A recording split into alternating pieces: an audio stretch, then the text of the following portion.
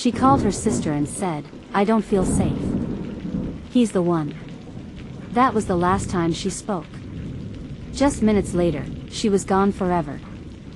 What really happened to 18-year-old Kylee Monteiro, and why did the person she named become the man who buried her? Tonight, we reveal the secrets you haven't heard, the red flags ignored, and the haunting questions that still remain. On a warm August evening in Rehoboth, Massachusetts, 18-year-old Kylee Monteiro vanished. A popular high school senior who was weeks from graduation, she was also expecting her first child. Described by friends as gentle and wise beyond her years, Kylee was trying to build a future. But there was darkness behind the love story. She had confided in her sister and the police that she felt unsafe, and she named the person she feared. In the days that followed, her body was discovered inside her boyfriend's home. The man she once trusted is now charged with her murder. Kylee disappeared on August 18, 2025. Her family reported her missing after she failed to return home. Prior to her disappearance, she told loved ones that he made her feel unsafe and named her boyfriend, Gregory Groom, as the source of her fear. Police executed a search warrant at Groom's residence and found Kylee deceased.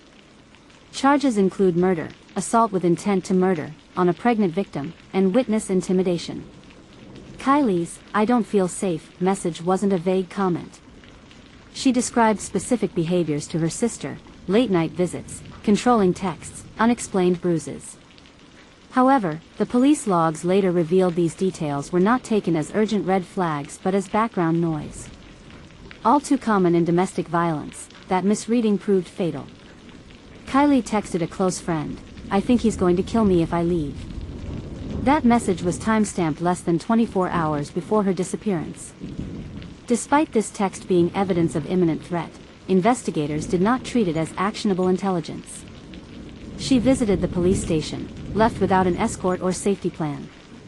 Groom's friends reportedly told authorities that he had a history of volatile behavior, including aggressive outbursts when Kylee would talk to male friends. That information was never logged in official case notes or shared in the initial media reporting. The question: why was it swept under the rug?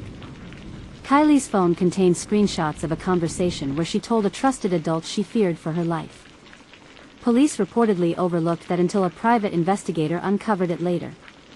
That shifted the narrative from sudden tragedy to long-term fear.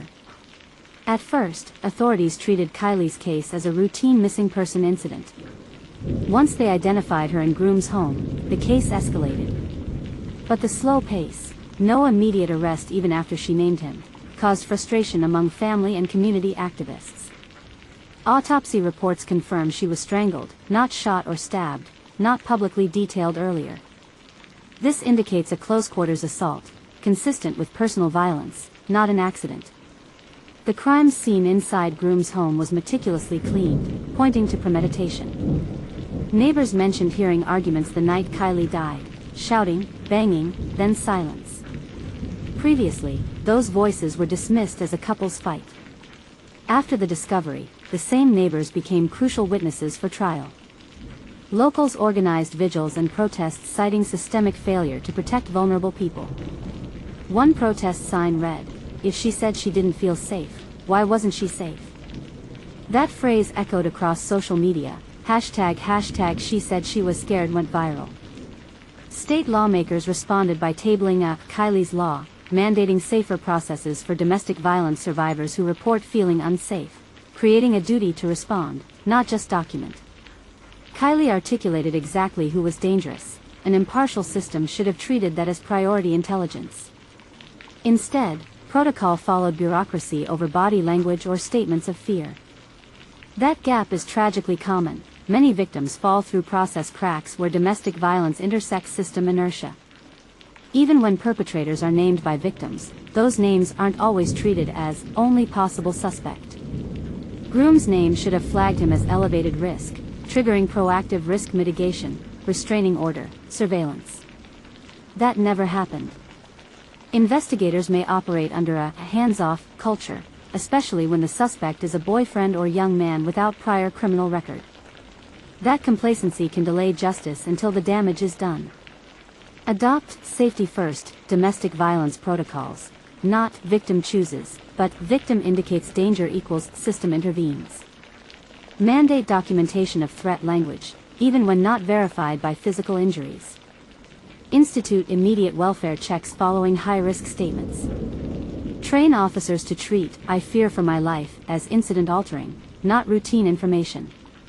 Groom faces murder and related charges, expected to plead not guilty and rely on mitigating claims, disturbed mental state, sudden rage. Prosecutors will use the delayed arrest, missing texts, and lack of protective response as evidence of negligence. Defense may argue Kylie's behavior was erratic, not predictable, and the delay was standard procedure. If convicted, Groom could receive life in prison with no parole. The community and lawmakers want swift justice, not just for Kylee, but for the 18-week-old baby she carried, now raised by relatives. This isn't a story left open. It's completed by legal precedent, emotional truth, and actionable accountability. Kylie's death sparked statewide reform, media reflection, and legal awareness. A system's neglect killed her, and now that system must be reformed, so her fate demands more than silence, it demands change. Kylee warned those closest to her, she pleaded she didn't feel safe. That was her most powerful voice.